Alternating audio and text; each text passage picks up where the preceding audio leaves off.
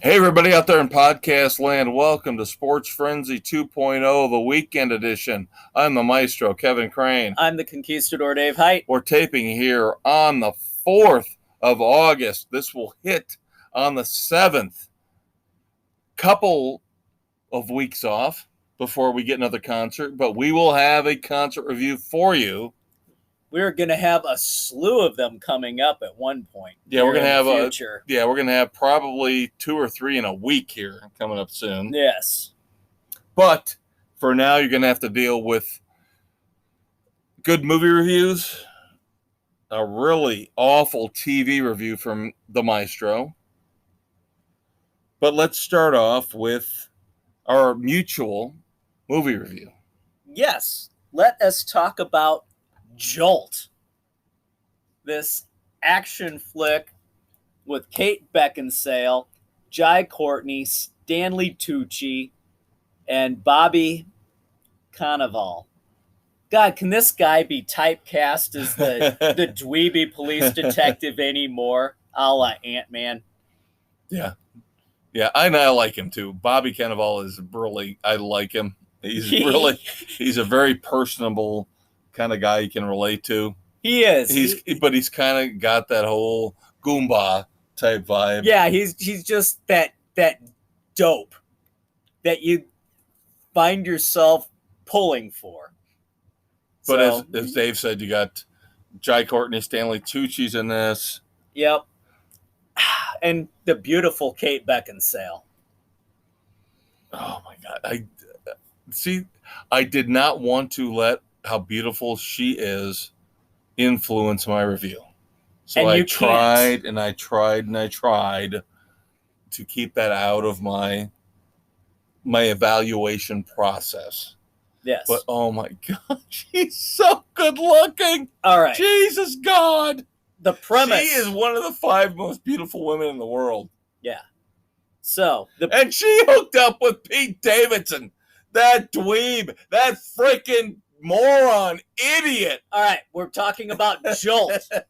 The premise of said film, keeping you on task here. She's got anger issues. She's got no impulse control.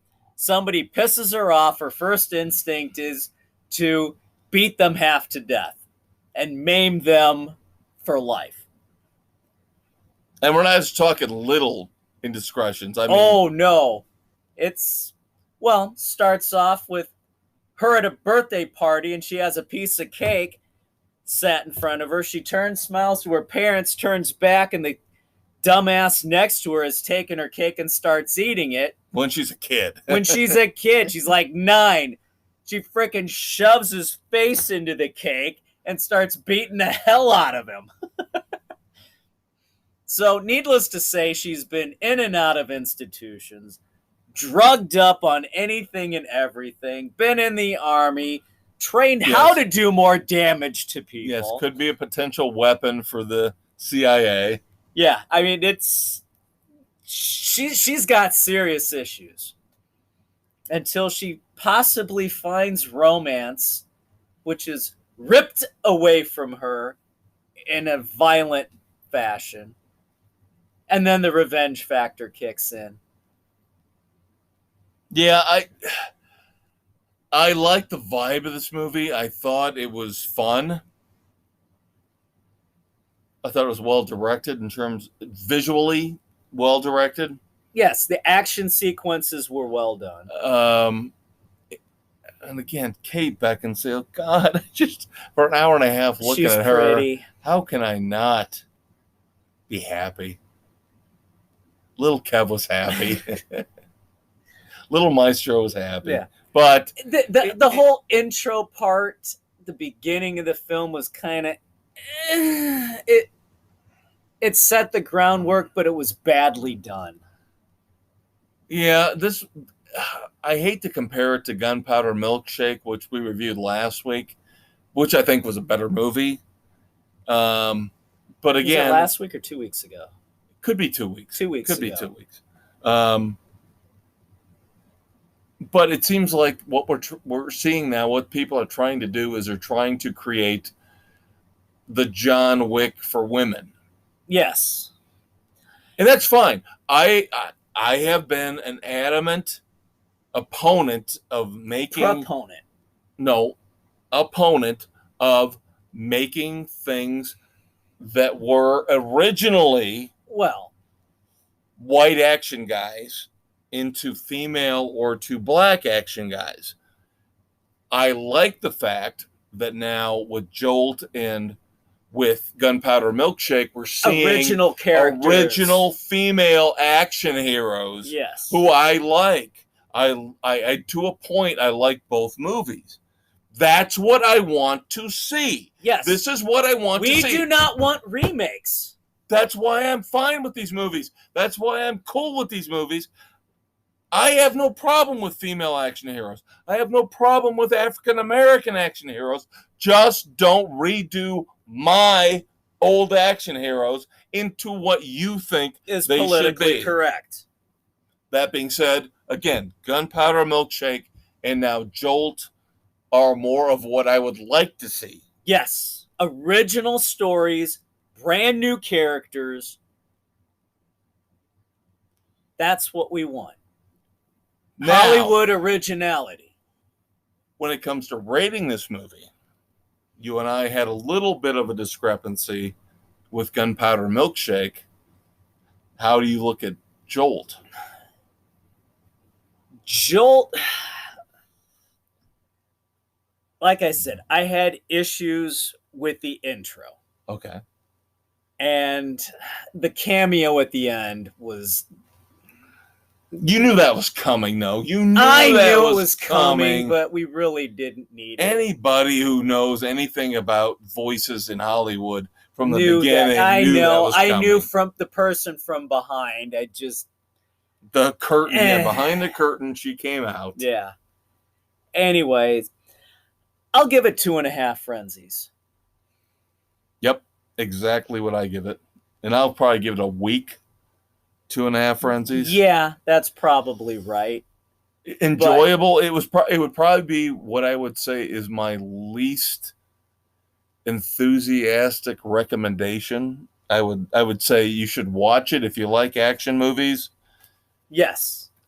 Beyond that, you can probably skip it. You'd be okay. Yeah. See, I like Gunpowder Milkshake more. Yeah, so did I. Big time. So, but again, Kate Beckinsale is so pretty. She's so pretty. She's so pretty. Oh my God. But it had a great cast again with Jai Courtney, Stanley Tucci. Just phenomenal cast. They interacted well. Right. I mean, there was not a disappointing role. And like I was telling you when we first started talking about this, when I think I jumped on this before you did, I told you this looks like it's kind of a revamp of Crank. A slight revamp, yes. Yeah, not 100%, not... No, because with this... It's apples to oranges, but it's still... Crank, the character had to keep his adrenaline up so the poison wouldn't kill him. Here, she needed a jolt of electricity to bring her impulse control back in. Right. Right. So, in the be-all, end-all, you could do worse. You could do worse. You definitely could do worse. All right. And, yeah. I am going to continue from my review of last week when I finally caught up with Jigsaw. Now, getting back up to speed with the big release from a couple months ago, Spiral, from quote-unquote the Book of Saw. I watched that. This one's tough for me to review because, number one, I can see why they say it's from the Book of Saw. It's not really any way, shape, or form connected to the other 8 movies. This is, again, technically, this is Saw 9. Right. But it's more of a copycat type. Yeah, there's nothing really to connect it to the other Saw movies other than like you said, somebody's a wannabe Jigsaw. But when I saw that Chris Rock and Samuel Jackson were on board with this, I thought, well, maybe this is going to lend it some credibility, Yeah. launch it into a new, different area. It wasn't bad, but at the same time, it was a lot more disappointing than I thought it would be better. I just really thought it'd be better. I give it 2.5 frenzies. I would actually probably only give it 2 again if it wasn't for the ending. They do it again. They did it again.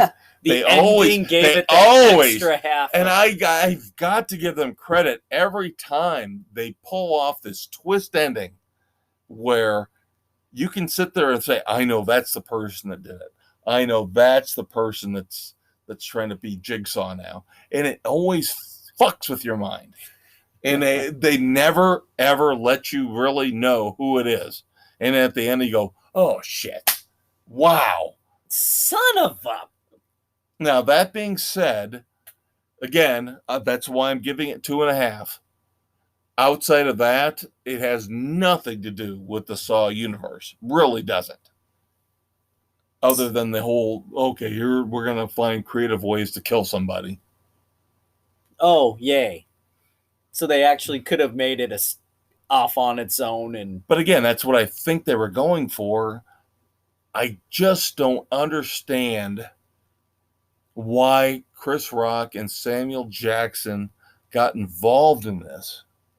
I admire them for trying to get involved in this series and trying to resuscitate it and get it back on its feet again, but I don't understand what the point was of them being in this, other than, hey, here's Chris Rock and Samuel Jackson. They didn't do anything. They didn't add anything to the the legacy. So I'll give it 2.5. It's good. So basically, they use their names to try and reel you in. Yeah, it's one of the weaker entries, if not the weakest. There you go. Saw series. We are going to review next week ZZ Top, that little old band from Texas, the documentary. Yes. It's on Netflix right now after Dusty Hill's passing a few weeks back. God rest his soul. Dave and I have consulted, and we're gonna watch that. Yep. Do the homage to that trio. I got good news for you. Sylvester Stallone posted on Instagram Barney's new lucky ring because Expendables 4 is coming. Yes. Stallone has teased the coming of Expendables 4 with Barney's new lucky ring. Oh, man. Skull ring with little tiny green eyes. Yeah. Jade eyes. Oh, I love it. Need a new Expendables. We'll have to pay attention to the casting. With COVID has screwed everything up for him, though. He was supposed to make his big comeback in a movie called Samaritan. Right. Now that's been pushed back another year. Oh, good. That's not coming out until 2022. You know what? September of 2022. This is getting freaking ridiculous. Where he was supposed to play the over-the-hill superhero. Right. Right. All right. Guess what, Hollywood? Put your goddamn movies out in the freaking theaters. People want to go. Get them out there. Screw this streaming crap. Speaking of which, give us what we want. You should be Scarlett Johansson's lawyer. Oh my God. Scarlett Johansson is suing Disney. Good for her. Over the release of Black Widow because she looks at the profits being pulled in from the Disney Plus simultaneous day and date release. And she says, How about some of that for me? Where's that coming to me? Because when these you contracts were signed, yeah, exactly. When the contracts were signed, this it was not all a factor. box office. Yeah, I don't blame her, because back when she signed this deal, the whole COVID thing was not a factor. That's right. It was a percentage of the box office take. Now, the rat, Disney, of course, simultaneously releases on Disney Plus Premium, where you have to spend an extra $30 to view it. On top of the fee to sign up for Disney Plus. So that extra $30 automatically goes into Disney's coffers and is not counted as part of the box office take. Bullshit. So Scarlett gets screwed. All the actors get screwed. I am 100% with her. This reeks of corporate greed and bullshit. I am happy she's doing this. I'm glad she's doing this, because you're going to see this coming for like a year or two with all these movies now. I'm sorry, you pay for it at home in the simultaneous release. It's the same damn thing as going to the box office. You're paying extra for it. And the worst part of it is for her, or for Disney, I guess you could say, is that Disney's actually releasing these numbers. Let's look at Suicide Squad, which is coming out this Friday. Yeah. Let's take Margot Robbie as an example. If she had any part of the profit, like she gets a point. Right. How are you going to reconcile that? Whereas Scarlett Johansson can say, okay, everybody who paid $30 for Black Widow, I should get a piece of that. Right. How are you going to, with Margot Robbie, let's say she's the one out of, you can pick John Cena, Idris Elba, whoever. How are they going to reconcile, well, we got this many more HBO Max subscribers because the Suicide Squad was going to play? You see what I'm saying? Oh, it's a lot HBO harder. Max is not charging the extra. Right. So how are you going to do that? Ooh. The Disney Plus, The Rock and Emily Blunt could actually come out now for Jungle Cruise and say the same thing that Scarlett Johansson is, because they're being charged extra. That's a much more clear cut. That's a full clear cut.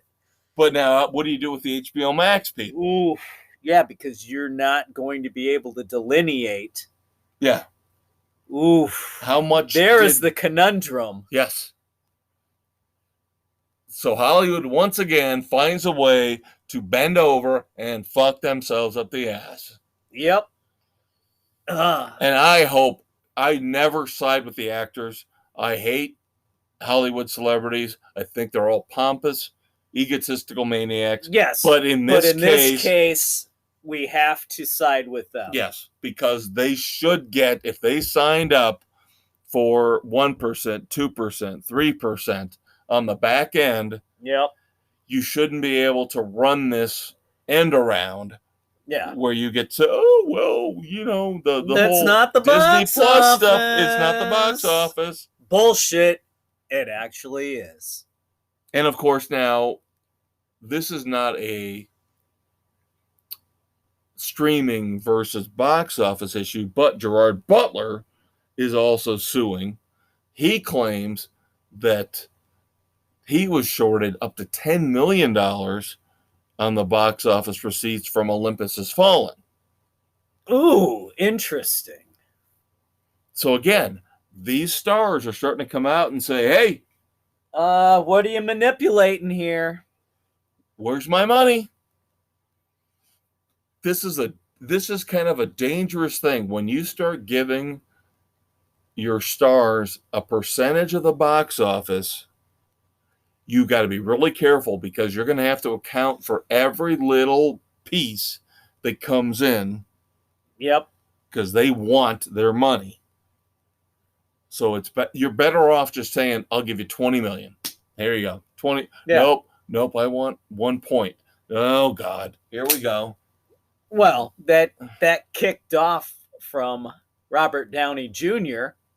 with the Avengers. Because good, he negotiated getting a percentage not just on Iron Man, but for the entire run.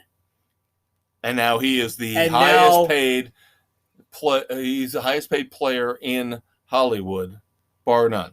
Yeah, he got that piece for everyone that he was like in. $500 million overall. Yeah, it was insane. And now he was like, holy crap, this guy was a genius. Now I want to pull that. Downey Jr. kind of had that unique situation where he knew what this whole run was going to wind up being. He had the foresight. He was smart for that 11-year run of all those Marvel flicks. He knew what we've been saying is that we grew up waiting for the Marvel movies. Nobody had ever figured out how to do the Marvel movies. No Spider-Man, no Iron Man, no Captain America. Nothing had been done right. And the minute they figured out how to do it right, he knew how to jump on the bandwagon. Yep. Good for him. God bless him. Now, my only problem with him is, okay, great. You're rich beyond belief. You never have to work again. But we still want to see Sherlock Holmes 3. Yeah, damn it. You got enough money. Why don't you do it yourself? Why are you doing Dr. Dolittle? For the love of God, man. I've seen you in better stuff. Kiss, kiss, bang, bang. Come on. I know you're better than this. Creative juices have to flow at some point. Exactly. Please do something. I would rather watch Less Than Zero again than see Dr. Dolittle. All right, kids. We're going to come back with our review. What's becoming weekly, kind of weekly. Concert reviews. Concert reviews. Live music. That's right. I met one of my idols. I was so ecstatic. I was so giddy. I talked like an idiot. I grinned like an idiot, but I was happy. And the concert itself was awesome. So stay tuned. We'll talk about that. We'll be right back.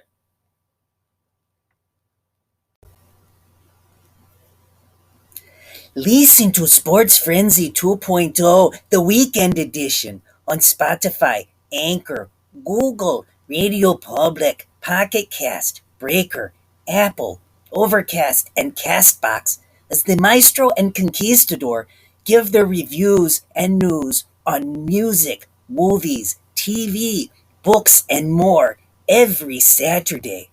They can't help themselves. They have no control over this need to talk and scream. It's inside them. The fire, the voices, the torment. All right, you Sports Frenzy 2.0 Denzians. Welcome back to the second segment here as we record on August 4th. This will drop on the 7th. This is your concert review. I'm the Conquistador Dave Height. I'm the Maestro Kevin Crane. Welcome to the weekend edition. It's a beautiful thing. Live music. Warrant. 30th anniversary of Cherry Pie. Oh, what a night. Great night. Nice venue. First time we'd ever been to Sweetwater. Yep. Outside of Fort Wayne. Yep. Small little venue behind the Sweetwater Music Factory, would you call it? Yeah. So, very cool setup there. 3,400 capacity. Nice outdoor venue. I don't think it was sold out. Well, it wasn't sold out. I'd say we probably got between 1,500 and 2,000. Yeah, but maximum normally is 3,400 for it. Right. But, yeah, it was about 2,000 people there. Good. The only problem I had, and again, this compared to some of the shows we've seen over the decades that you and I have gone to see concerts together, I don't want to say it's negative, but Eric Martin, lead singer of Mr. Big, was the opening act, along with the bass player from Trickster. Yeah. And you'll agree with me on my one criticism here. Number one, again, Eric Martin was not feeling well. He was under the weather. Something was wrong. Yeah, he was not up to snuff. You could tell his voice was not there. Right. Now I've been very to concerts. raspy. Been to concerts where the lead singer or the act, you know, the lead singer, the headliner, the opening act was not up to snuff. And they fight through it, and he tried. He had a great stage presence. He made jokes. Yep. He was funny. He was very personable. Yep. I have seen guys who were better in terms of singing and playing that sucked because they were like a wet blanket. Yeah, they had no stage presence. So Eric Martin tried his best, and he was really you get the impression he's a fun, nice guy. Yeah. And I give him credit for admitting that his voice was not there and apologizing. Right. And that's a stand-up thing right there. Right. Now, the one problem that you and I, beyond that, okay, so obviously he couldn't sing. He tried to do his best. The one problem we had was, if you're going to bring in Trickster's bass player, what song do you want to hear from Trickster? Give it to me good. No. Did not get to hear it. We got stuck with One in a Million, the frickin' ballad. God! Yeah, I'm with Dave on this. That was very frustrating because he and I looked at each other when they walked off the stage, and that's all we were doing was like, where's Give It To Me Good? Where's Give It To Me Good? That is the one that they should have had. They should have ended with that one. And I can't believe that was because of Eric Martin's voice. No. Who knows what the hell that was. Yeah. Now, the drummer, the guy they had on, he wasn't a drummer. He was a percussionist. He was a percussionist. He's kind of beating on, you know, metal and bongos. Yeah, and he wasn't playing drums per se. But yeah, there was no reason they shouldn't have played Give It To Me Good. No reason. That's the only problem I had with the night. Yeah. And again, Eric Martin tried his best. He was really fun. He was really trying to be personable. Yeah. Really had very a good, engaging. Yep. And now, of course, during his set, you had to make the sojourn off to the side. The beeline, because the great and glorious, my idol, Eddie Trunk, Mr. Metal, was out there. And I didn't want to bother him, but Mrs. C nudged me. Yep, we're like, there he is. Go. A couple other people went over there too. We got pictures. He seemed like he was very cool with it. You got to figure he knew that people were going to want a picture with him. Right. He seemed very cordial and gracious about the whole thing. And then, of course, I guess I didn't know this, but during the Warrant show, he actually came back out and was giving away stickers and maybe signing them. But I wasn't going to miss Warrant for that after I'd already gotten a picture with him initially. So, yes, I was lucky enough to get a picture with Eddie Trunk, who emceed the night. Right. Which was great. So, and I'm surprised you didn't want to go. That was good. That was your thing. Oh, dude, I was so happy. My stupid picture on Facebook now. There you go. Grinning like an idiot, but that's your thing. Yes, I was very happy. Very happy to meet him. I think I told him at one point I wanted to have 4 children with him. But that's how much I love him. I love him. He's the best. He is the man keeping rock and roll alive. Like us. Yes. We're right there behind him on his coattails. We are behind him. We will take over, Eddie. You need us, we'll be there. Sports Frenzy will be there. So we move on to the Warrant show. They played the entire Cherry Pie album, not in order, not front to back, but every song on the album we got. I loved the show. Obviously, I love Janie Lane. Janie Lane was fantastic. One of the best lead singers coming out of the 80s. Great vocals. And of course, he passed away way too Substance soon, abuse but it was his own issues. fault. Yep. It was his own fault. So nobody's making apologies for him. He did it to himself. Yep. But now they've brought in their new lead singer. And Fantastic. did a very good job. The original, everybody else in the band is the originals with the new lead singer. It was great. Now they played, they backloaded the set list. I will say that.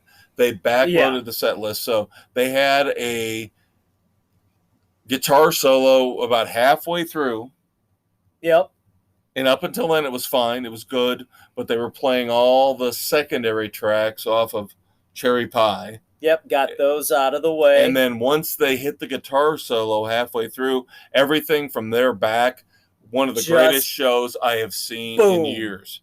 Yeah. One of the greatest shows I've seen in years. Yeah, after the guitar solo, you started off with Train. And I'll take the hit on that. I literally forgot. So did I. That Train was on Cherry Pie. I forgot they covered it. I thought they just threw that in there just to rock out. Yeah, you know? I forgot they covered it. And damn, everybody, the crowd was into it, but after the guitar solo, once Train hit, boom, that crowd came alive for the rest of the show. Yeah, the old Blackfoot song is just so good. And again, I'd forgotten that it was on Cherry Pie. Yeah, so did I. Forgot. I just thought they'd thrown it in there just to get the crowd going before they kicked off with the rest of the hits. Yeah. Because we knew there was other stuff coming. Yeah. And then, of course, you got the big stuff off of Dirty, Rotten, Filthy, Stinking Rich going in. Down Boys, the aforementioned title song, which was brilliant. Oh, you and I were just like, oh, my God. This is awesome. Down Boys and DRFSR, two of our favorite Warrant songs, if not our favorites. Oh, my God. And the beauty of it was during DRFSR, they had a guy dressed up like the goofball on the cover of it, throwing stuff around, had the money. Oh, in the suit. It was beautiful. Perfect. Everybody was into it, and then they just kept going with the hits from Dirty, Rotten, Filthy, Stinking Rich and Cherry Pie, and of course they closed with Cherry Pie. Again, after the guitar solo, one of the best 45-minute segments I've seen in my life. Yeah, it was so fun. Great. So much fun. I would rival it to my last review with Living Color. 40 minutes of Living Color, 45 minutes here of Warrant, both unbelievably fun. Yes, it was great stuff. I will make one complaint. You might side with me on this, you might not. I know it was a celebration of Cherry Pie. I really, really wanted to hear 32 pennies. God, I wanted to hear 32 I would have pennies. rather had 32 pennies than Louder, Harder, Faster. Yeah, but I think that's what happened. Because towards the end, the lead singer came out and said there was a guy in the front row who had a birthday. Yep, he was part of the local radio station winner meet and greet thing. And then the lead singer said, we had another song planned, but this guy wants to hear Louder, Harder, Faster for his birthday, so we'll honor it. I'm wondering if that wasn't 32 pennies. If it was, I'm not a happy camper. I'm not a fan of Louder, Harder, Faster. I would have rather had. It was fine, but I would have rather had 32 pennies. I listened to 32 pennies today. I was just like, God, I would love to have heard that. God, I would have loved to have heard that. Yeah. Birthday boy screwed us on what we wanted. Maybe. But yeah, that would have been, again, I know it was a celebration of Cherry Pie. Yep. They played all they felt they could off of Dirty, Rotten, Filthy, Stinking Rich, but 32 pennies would have made it solidified. Would have made the night perfect. Would have made the night perfect. Last two songs though, Uncle Tom's Cabin, Oh, so phenomenal.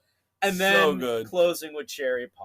Yeah, everybody obviously screaming Cherry Pie through the whole thing. God, we took my boys to see it, and they're both going nuts. Yeah, Uncle Tom's Cabin to me was a highlight. That was just so you and me good. both, Yeah. brother. You and I looked at each other when it started. Like, yeah, we go. Yeah, this is it. But again, that second half after that guitar solo, and again, I'm not ripping on the first half. The first half was solid. It was great, but they really didn't play much. They played "I Saw Red," right? Sure Feels Good, Love in Stereo. I mean, they were trying to play everything off Cherry Pie that people didn't really care about. Right. I hate to say that, but there's songs in there that you just don't care about. Right. But once they hit in, like you said, with Train, it was like, here we go. Boom. We're in now. Show on.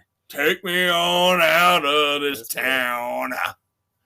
Oh. And again, I'm glad you said I did not remember that was on. I forgot about it too until we got back to the truck and saw the back. Yeah, we were going through the CD.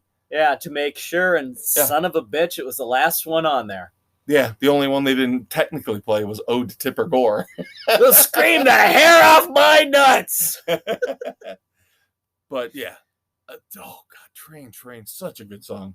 Almost any band could play that song if they've got any type of metal acumen. Yeah. That is an easy cover. It's an easy cover. To get the band. And damned if the crowd will not freaking jump all over that one. That's why I've always loved, and you and I have seen Leonard Skinner twice with Ricky Medlock in that band. Yeah. And every time I see him, all I think of is Train from Blackfoot. Yeah. And Highway How Song. can you not? And Highway Song. Yeah. God. Oh, I could talk forever about rock and roll. Could talk forever about rock and roll. We have more news, by the way, about music. And I did say, did I have 3 frenzies for that concert? We had not given it. But yes, overall 3. Yeah. If the opener would have been... If the opener had been a little bit better, if the vocals would have been there, and if they would have given us our frickin' Give It To Me Good, I would have given them more. Yeah, I'm with you. If we'd gotten Give It To Me Good and 32 pennies, 3.5. Damn easy straight. 3.5. Easy 3.5. The GNR Mammoth WVH concert has begun. Woohoo! The tour has begun. We will see them coming up in a little over a month. Yep. In Indianapolis. GNR performed a new song. Gunk gunk. Called Absurd. So we'll see. I hope it's not absurd. We'll see if this is a portent to a new album. Who knows? It's intriguing. So far, I have not heard they're making people wait 3 hours between Mammoth and their set. You mean Axl might have actually grown up? All reviews so far are good. Excellent. I will not look at the set list. No. They keep telling me. Want to be surprised. Yes, I did look at Mammoth's because I told you. Once I heard no Van Halen, is like, well, okay. Which 10 out of the 12 songs on the album are they playing? Yeah. Not a big deal. Will not look at GNR, though. No. Will not. No. Will not. Thoughts and prayers to Stephen Pearcy, who just disclosed he's been going through a cancer battle for 3 years. He swears, though, that Rad is not done. Rad is coming back, and they have one more album left in them. Oh, God. And we're talking the original surviving lineup. So he and Blotzer, DeMartini, and Crochet have all... They're reconciling their issues. Yes. And, oh, my God. Yes, obviously Robin Crosby is passed. Yeah. So if we can't get him, but... pull that will be epic. And the boys want to go to that one if it happens. Well, your oldest yelled at me basically on the way down. Said, you didn't consult me when you bought tickets for them last year before COVID shut it down. Why didn't you ask me? Sorry, didn't think you wanted to go. Adults only. We gotta have one. We thought maybe the airplane noises over the Rosemont would bother you. Maybe that I could use that as an excuse. Yeah, no go on that one. The Offspring fired their drummer Pete Parada because he would not get vaccinated. Oh, dumbass! Very interesting. Very interesting. So now, kids, you're seeing how this is going, where these bands, you're taking money out of our pockets, potentially. Potentially. So if you're gonna not follow the rules and you're not gonna let us book these shows, we're booting you out of the band. We'll find a studio drummer. Yep. To put in. There is a petition out there. I love this petition. I am all down with this. Finally, Styx fans have gathered together and said, God damn Rock and Roll Hall of Fame, you put Styx in. It's about freaking time. They have never been nominated for the Rock and Roll Hall of Fame. That's ridiculous. 2014, Dennis DeYoung on Facebook said, we, Styx, Boston, Foreigner, and Journey will never get in because we're not the type of bands that the Rock and Roll Hall of Fame likes. Now, of course, since then, Journey did get in. But Styx is the first act ever to have 4 consecutive multi-platinum albums. And they're not recognized. They have for it never in the hall. even been put up for nomination. As we have said, We're with Eddie ad Trunk. nauseum. We're with Eddie fucking Trunk. We hate the Rock Hall of Fame. You don't represent us. You don't represent us. The Rock Hall of Fame needs to drop the rock and roll. It is the Music Hall of Fame, and it's a joke as it is. No offense to Whitney Houston. There's no way in hell she should be in the Rock Hall of Fame ahead of Styx. No. I'm sorry. No way in hell. No. Like with the acts you're putting in there, if you wanted them in there, drop the rock and roll and just make it the Music Hall of Fame. Yeah, stop playing games. Just stop playing games. We'll be fun. And then you know what's going to happen? I would have more respect if they would do that. Well, you know what's going to happen? Then somebody's going to make an offshoot. Somebody's going to put in an offshoot where they put in all the true rock bands. And would that be wrong? No, that's what I want. So I'm saying I agree with you. Just drop the name Rock. Just make it the Music Hall of Fame. It's not the Rock and Roll Hall of Fame. Somebody else it's the music. will put somewhere else the Rock and Roll, the Metal Hall of Fame, the Hard Rock Hall of Fame, something to beat Jan Winter and his stupid ass, idiotic sentiments on how he doesn't know anything about music. Because all he wants is Mick Jagger to suck his balls. There you go. Seriously, I hate the guy. I hate the guy so much.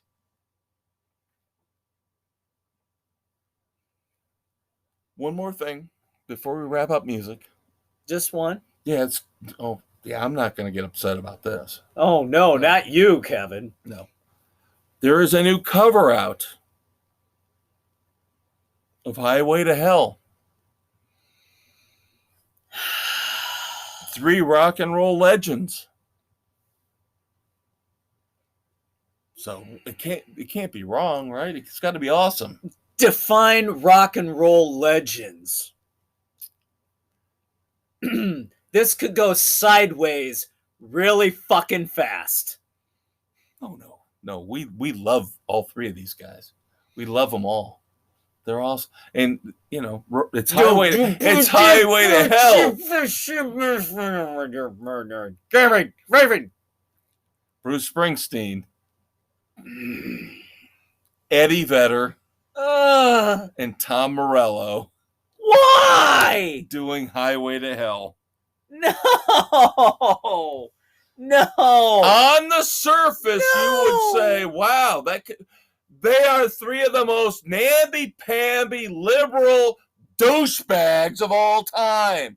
And they're taking one of the greatest rock songs, one of the greatest hard rock, in your face, driving down the highway, kick ass, and what are they gonna do to it?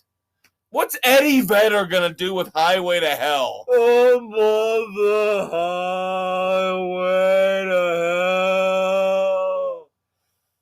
And pick up the heroin needles while you're on the way. Bruce Springsteen, and go ahead and stop me in the New Jersey park while I'm drinking tequila. No stop signs, no speed limits. Tom Morello just plays guitar and however the frick he plays guitar. Literally three of the most liberal, idiotic douchebags in the world. This has got disaster written all over. And you got to keep in mind, kids, I love all three of them. I do. But I don't want them together. I don't want them all joining forces and creating this idiotic, ignorant, liberal crap and destroying one of my greatest songs of all time. Each individually in their own niche of rock are excellent. This is so far out of their league, they shouldn't even be attempting it. Yeah. Literally, if they ever release this on Spotify and I put this on, literally, I'm going to stand 5 feet back from my laptop because I literally think my laptop will explode. Nothing good can come from this. No. I'll ask Alexa upstairs, Alexa, play the new Highway to Hell. She'll go, are you fucking sure? Are you really fucking sure? No, Kevin, your sanity cannot take it. Let's play some Counting Crows instead, okay? Why don't you just lay down? We're not going to do this to you. Wouldn't you rather hear Pink Cadillac by The Boss? Oh, jeez. No, I don't want to hear that either. All right, kids, we have got some TV and streaming news, and we're going to play Dumbass or Not with your Uncle Dave here in the third segment. A moment of silence along the way. Oh, we got a couple. A few. We didn't have any on the regular Sports Frenzy this week, but we got a couple here. Yep. So hang on. We'll be right back. When your day of dealing with international intrigue is over and you've settled down in your Aston Martin, call up Sports Frenzy 2.0 on your phone or smart car stereo. Every Thursday, Kevin Dave will take your mind off the megalomaniac who just had a laser pointed at your genitals with the best sports criticism around. And don't forget to listen to the Weekend Edition every Saturday so you can plan out your entertainment options with the femme fatale of your choice. Grab a martini, shaken, not stirred, and check out Frenzy, Sports Frenzy 2.0. All right, kids, wrapping up the weekend edition of Sports Frenzy 2.0 taping here on August the 4th, 2021. This will hit on the 7th. I'm the maestro, Kevin Crane. I'm the conquistador, Dave Height. We're available Spotify, Anchor, Google, Pocket Cast, wherever you get your great and awesome podcast. We are there, and we are waiting for you to come enjoy us. Yes, please. That could have been a lot dirtier. It could have. You know I was going there. Right. You know I was going dirty, but I stopped myself at the last second. If you like what you hear, give us a rating, give us some comments and feedback. We'd love to hear from you. Yes. And please come As to you our are, Facebook page. not on our Facebook page. Jeez. So disgusting. Dave, I can't believe you went there. I can't believe it. All right. No, you can. You were hoping I would go there. I might have led you down the primrose path. I might have. It doesn't take a lot. All right, you're going to be happy with this review because I'm admitting defeat. I'm admitting. Are you finally coming to your senses? I'm admitting that the conquistador and his family, his boys, were right. I tried to stick with the CW. I tried to be the better person. I tried to think that the Flash would actually get better. I finally watched the end of season 7 of The Flash last night. You were bitterly disappointed, weren't you? Let's put it this way. I was willing to give the entire season a week, 2.5 frenzies. Okay? Okay. Moderately enjoyable. Barely like eating stale popcorn. Ugh. It's okay. No, it's never okay to eat stale popcorn. But you could do better. You could do better. Right? Then I watched the season finale of season 7 last night. Let me tell you this. The worst television episode I have ever watched in my goddamn life. Wow. Literally wanted to scrub my eyes at the end. And my ears. Probably my ears more so. The ears would probably be more appropriate. Because this was a travesty to creativity on all fronts. I literally, and I promise to you, and everybody out there in podcast land, the minute this episode ended, I went into my DVR and I deleted The Flash. Dave can look at my DVR if he wants proof. After we're done, I swear to you I did. And this was season 7? The end of the last episode of season 7 is so bad. See, so obnoxiously, affrontingly stupid. I am glad we bailed a quarter of the way through season 6. I mean, I just can't understand what they were. I can't understand because it's a CW. So everything with the CW now has got to be politically correct. And it's got to be namby-pamby. And it's got to be, oh my God, everybody's got to love each other. Smoochy, smoochy, smoochy. Even the heroes. I have never seen a show full of bigger pussies in my life than The Flash is right now. Thank God Cisco got out. Thank God he got out. Oh. And they rope him somehow back in at the end. Cisco was the only reason I was watching the show. Because he was funny. I love Cisco. Everybody else in the show is... The guys have no testicles, no balls. You know, they're hidden off in a corner somewhere in the Speed Force. They must be. And then all of a sudden, in the last episode, Barry's wife, all her neck flesh, because she had like 5 chins, is magically gone away. So now she's thin. You know, with no overlapping flesh on her neck. So, and plus she's got superpowers now. Somehow she's got everybody gets superpowers now. You get a superpower. And you get a superpower. And you get a superpower. Exactly what I was thinking. That's all it seems like in the finale is my everybody God. gets a superpower. Does Joe get a superpower? He's like the only one left that doesn't.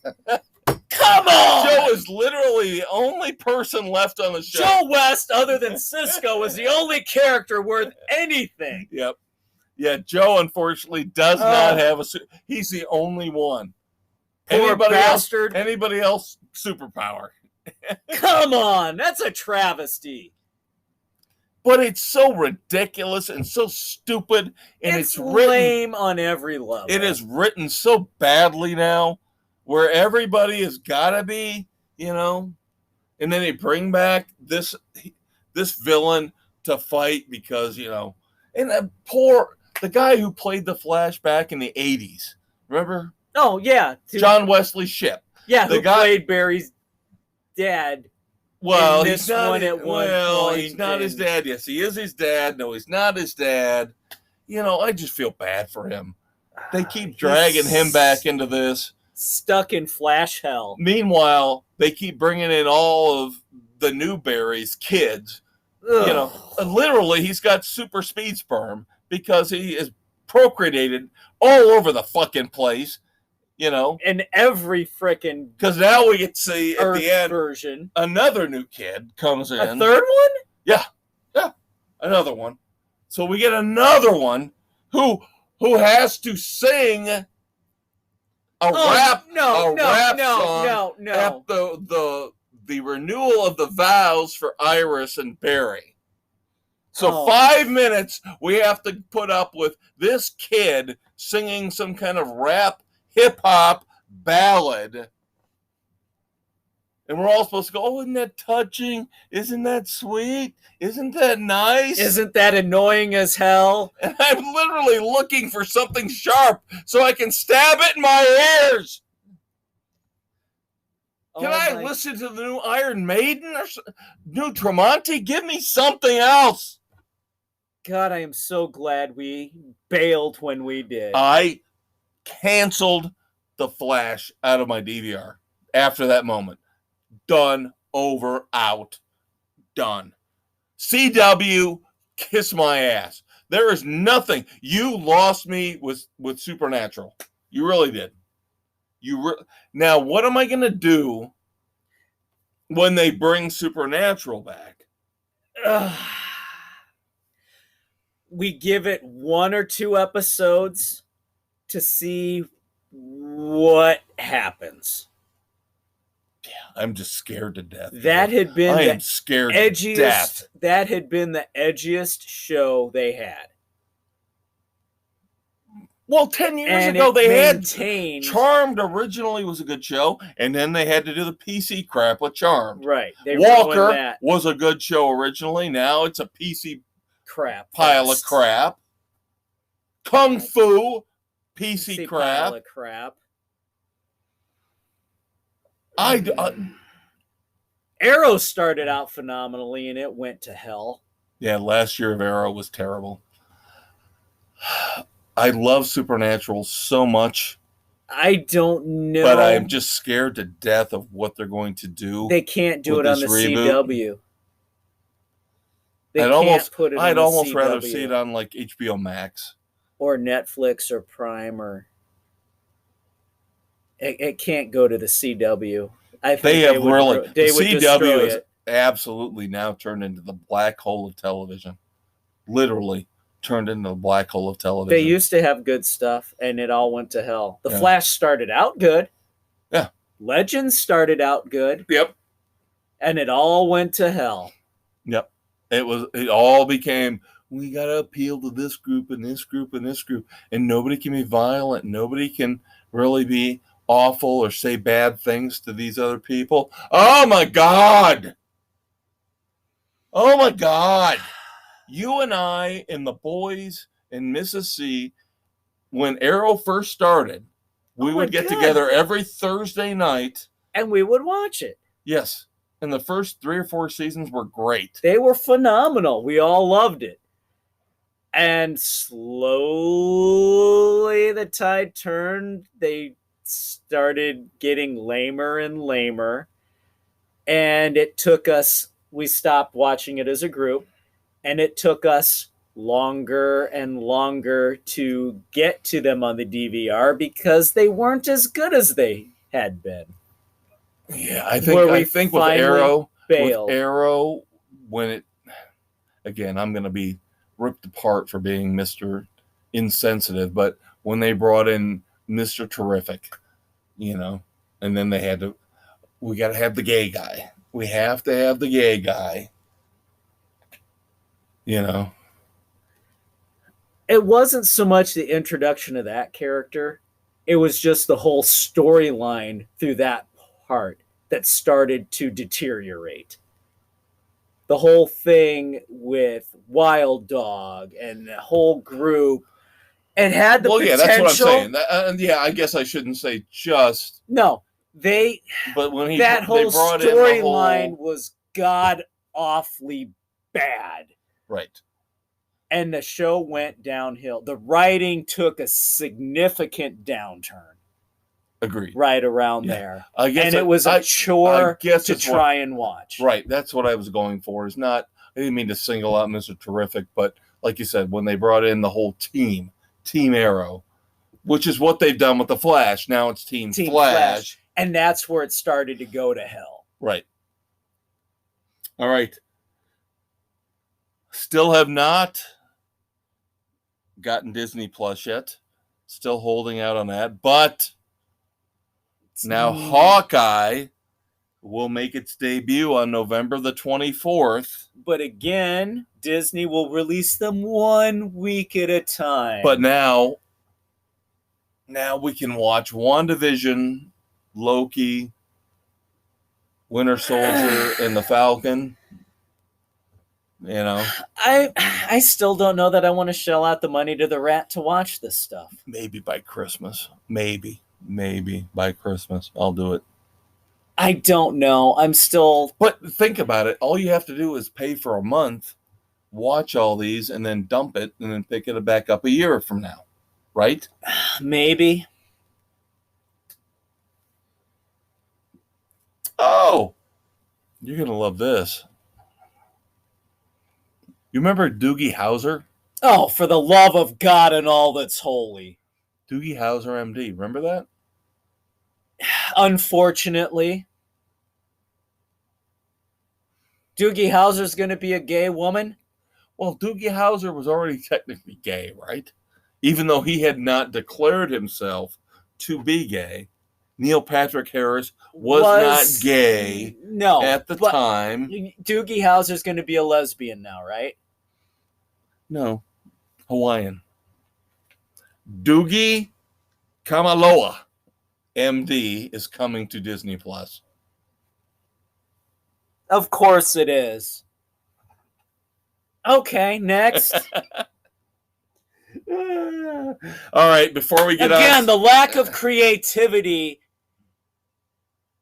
boggles our mind. I do have to bring up some wrestling. Of course you do. This isn't going to be a regular thing, just every so often. No, I said it's going to be only, and I'm not getting Peacock for SummerSlam. I'm not. We've got all those concerts that week. I don't have the time to deal with SummerSlam. So I will not get Peacock. So shame on you for trying to shame me. Can we get that in writing in blood? Yes! That being said, SummerSlam review coming in a few weeks, kids. AEW Dynamite last Wednesday night was phenomenal. I have never seen anything like this in my life. Chris Jericho put on his Kiss makeup and became, I guess this is an alter ego that people know. I've never heard of this before. The Painmaker or the Painmaker. Okay, that's it. Not the Painkiller, the Painmaker. Painmaker. Painkiller is the priest. So he comes out with the Kiss makeup. He's got a fight, and he's in the middle of what they call the 5 trials of Jericho. He has to get through all 5 of these in order to fight MJF. Maxwell Jacob Freeman, who I love, who we did one of our initial promos with. You know, I'm better than you, Yes, and you know it. So MJF is sitting on the sidelines watching this. They bring out this guy who has not been on AEW before. His name is Nick Gage. And this dude, I mean, his teeth are all messed up. I mean, he looks like a guy, if you met him on the street, you would go to the other side. Because he looked like a meth addict. But he's not big. Yeah, he looks like a meth addict. He's not big. You know, he's about your size, but he's just cut and scarred and nasty. He's a meth addict. So Jericho has to get through this guy in a no rules match to get to the third trial of Jericho, which will be tonight as we tape. You've got it DVRing, don't you? Of course I do. Of course I do. Yeah, tonight's match, he has to go against Juventud Guerrero, and he has to beat him with a move off the top rope. Okay. But getting back to the no Yes. holds barred. Yes. All right. So does Meth Boy have needles? Close. Close. We were dealing with a windshield. He brought out 2 chairs and put a windshield between them. Now, Gage was supposed to drop Jericho onto this, and Jericho ended up dropping him onto the windshield. But before that, they were bringing out fluorescent tubes from the bottom, from behind, from the underneath the ring, and they were beating each other over the top of the head. Come on! The best part. So we've got fluorescent light tubes. We've got windshields. This Nick Gage guy, his claim to fame, he carries a pizza cutter. Oh, for the love of God! So he's cutting Jericho's head with a pizza cutter. Oh, it's so good. It's so fun. Bloodied, beaten, scarred, pizza cutters, fluorescent light tubes, windshields. They're doing pile drivers on top of the broken glass on the broken windshield shards. My brain hurts. Oh, it's so fun. So fun. And of course, Chris Jericho won.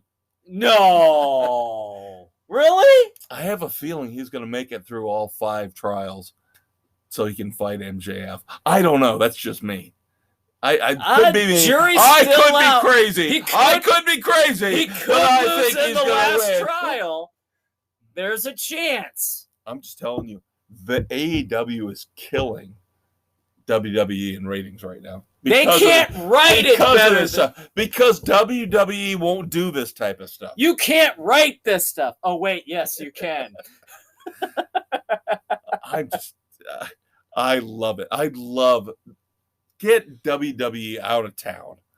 Namby-pamby wrestling. That train left the station want about the 10 blood. years back. I want the guts. I want people bleeding. The pizza cutter sold it to me. I mean, that's it. I love you now, AEW, with the pizza cutter.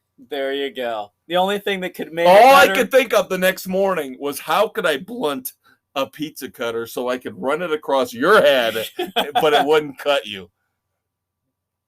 Seriously. Oh, there is enough that can be dulled easily. I know. It's probably the Fisher-Price one. Jesus Christ. Really? Now we're going to bring kids stuff into it? No. Stop that. You stop that. All right. What else do we have? We're going to wrap up. Time to play. Dumbass or not. All right. I got 3 for you, bud. Lay it on me. All right. Number 1. Will the Conquistador say dumbass or not? Number 1, Seth MacFarlane. the creator of Family Guy, Yes. the creator of the Orville. He's mad because Family Guy is still on Fox because he's under contract to create the show and put it on Fox, but he doesn't like the political views of Fox. So, my question is, I think he's a dumbass because just take your money, shut your mouth.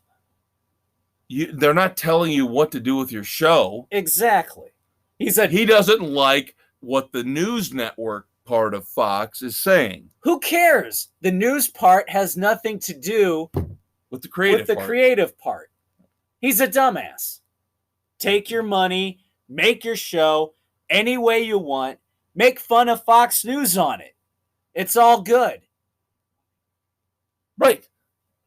Stop whining and bitching and pissing and moaning about it. You signed a contract. Exactly. You knew what you were getting into. Quit being a frickin' pansy-ass baby.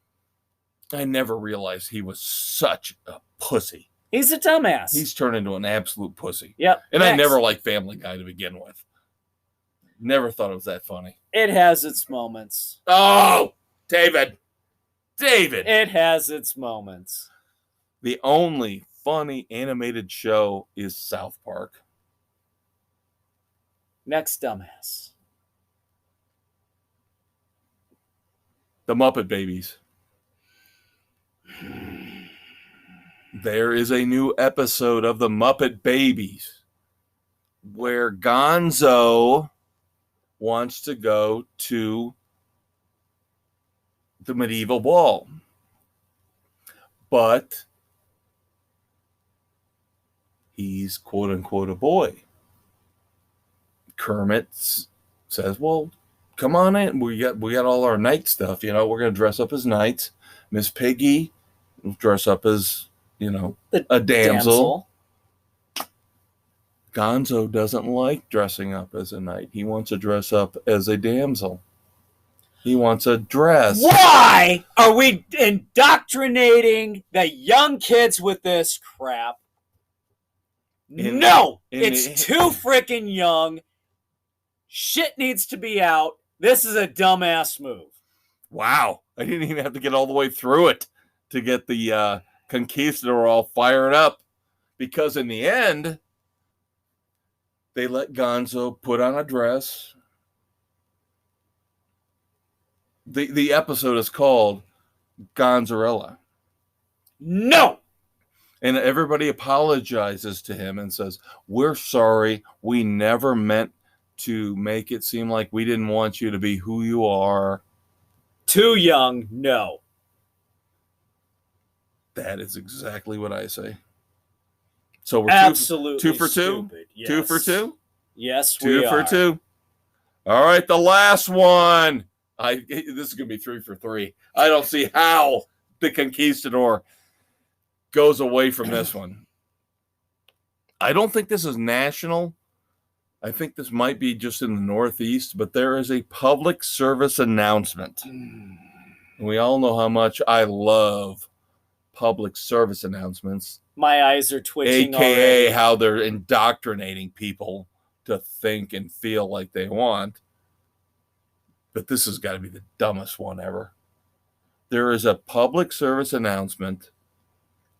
If you can't talk to your child, if you can't, express your feelings to them, or they can't express their feelings to you, have them rap it out. What the? Tell them to try to sing it or rap it out because they can't speak it. They can't say it in normal sentences. What in God's green earth is wrong with people?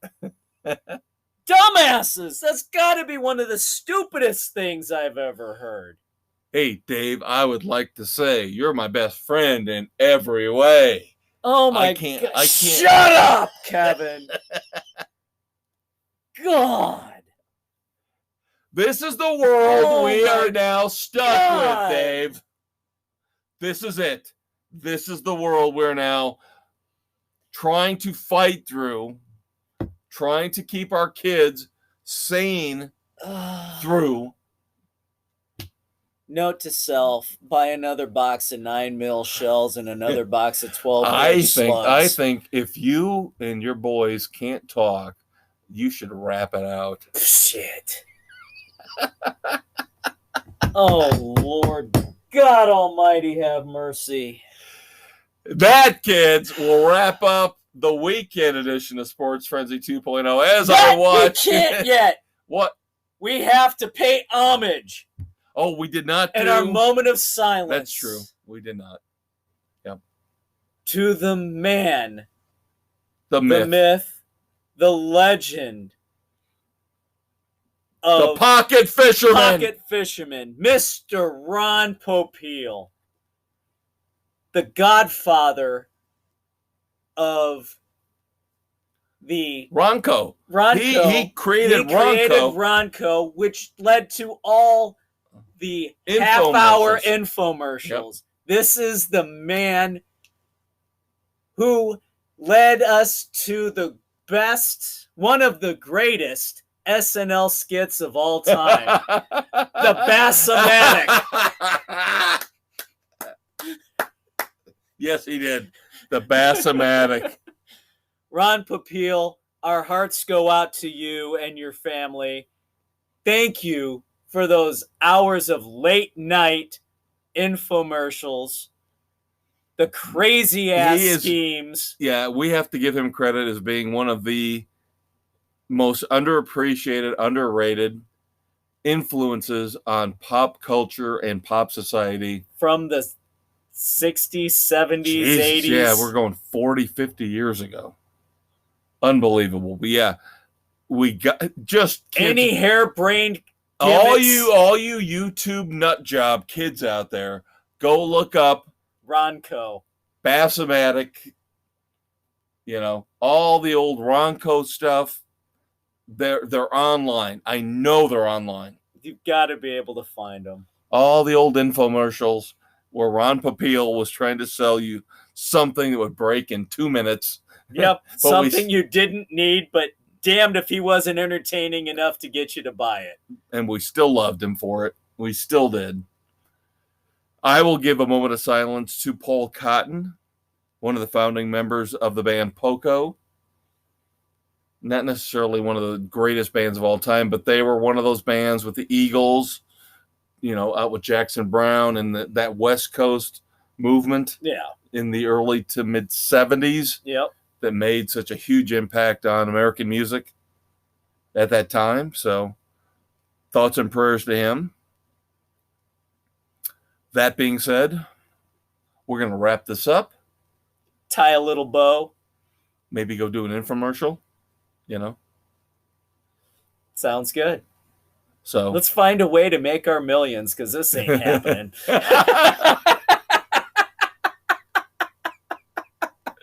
Wow, that was harsh. That was harsh. That was so harsh, Dave. Unless you people start giving us comments and feedbacks and telling your friends, we rely on you. Otherwise, someday you'll be doing a podcast. Oh, Dave Height and Kevin Crane died. Those are the guys. Who? Yeah. Those are the guys that did Sports Frenzy. One of the podcasts that never went anywhere, ever. For the Conquistador. For the Maestro. We love you, kids. We'll see you next week. Take care.